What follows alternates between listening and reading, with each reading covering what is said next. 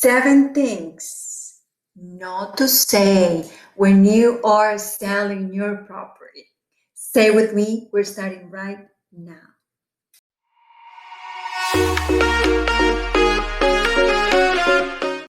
Hi, welcome back to my channel. This is Natalia Echeverri, your local real estate agent and Weston. So you probably heard the expression loose lips sink ships, right? So it is true that when you're selling your property, there's things that you do have to disclose always.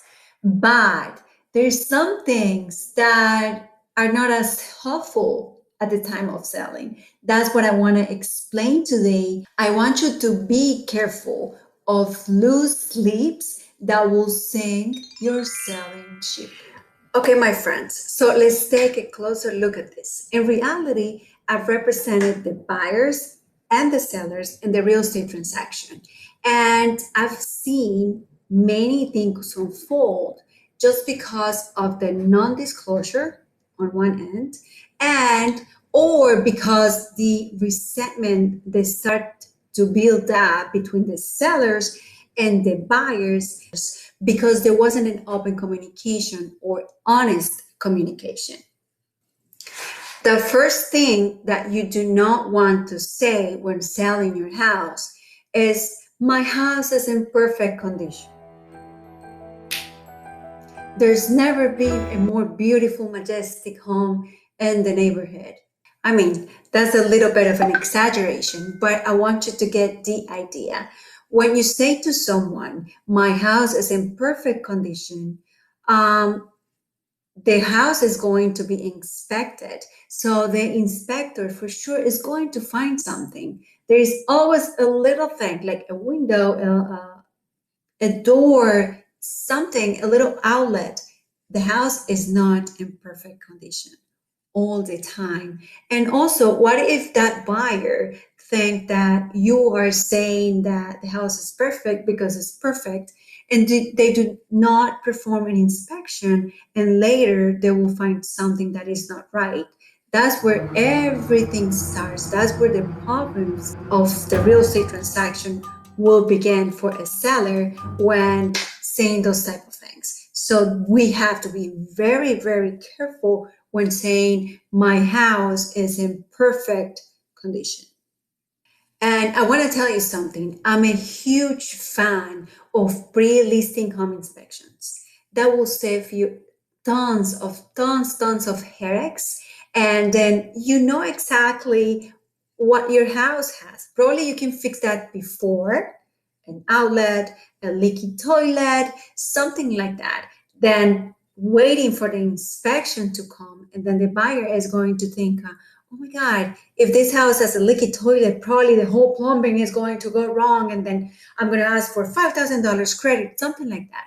You will avoid all those things. It will save time, and what would you have to spend is probably $500 or less for an inspection that will save you many, many, many headaches, money, time, and you know exactly what is wrong beforehand.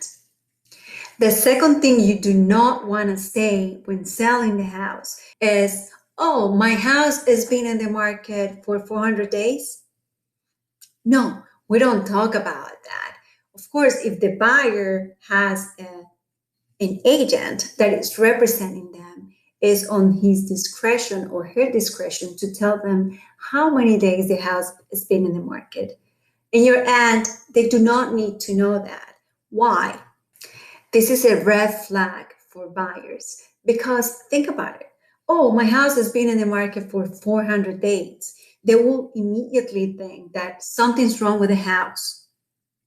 Maybe the seller is a difficult seller. Probably something happened in between, many offers or things like that. And they were so difficult that the house didn't sell. And that's why the house is in the market for 400 days. Maybe the home inspection, maybe the appraisal, maybe the value is not right." Many things will go through their minds if you start talking about how many days the house has been in the market. The third thing that we do not want to talk about with a buyer is I never had a problem with the house. This house has been so good to me. I never had to do any repairs. Let's be honest. Even a brand new car that you take out of the dealer will have a maintenance or an issue in the next 6 months, an oil change or something, a flat tire. So imagine with all the things that are in the house, everything can go wrong. So you have to be honest.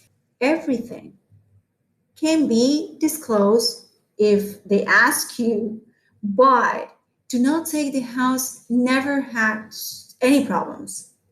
Of course, with the real estate advice, you will know exactly what to do and what to disclose at the time if the time comes and you need to. But please, I advise you to stay away from the terms. I have never had a problem in my house, or we never had to do anything. There's never a need to lie, of course, but please be careful with this type of things. The fourth thing we do not want to talk about is I've always wanted to renovate certain aspect of my house. Oh, we always thought of doing this renovation. Oh, we should have done this. Why? Because in the buyer's mind, they will start thinking, or if they didn't do it, it's because maybe there is a problem. Oh, they don't have a pool. They couldn't do a pool. They couldn't add a pool because there's not enough space. You never know what they're thinking. So you want to avoid giving any ideas or like giving the idea that you could have done something and maybe you didn't do it because there's a problem, because the buyers come with that mindset. I know you want to be nice. I know you want to give them any ideas for the new house, things like that. But we can stay away from saying things like that. The 15 we want to stay away from is saying, oh, I spent a lot of money fixing this kitchen, or I spent $15,000 in that bathroom. That is not good. And I'm going to tell you why.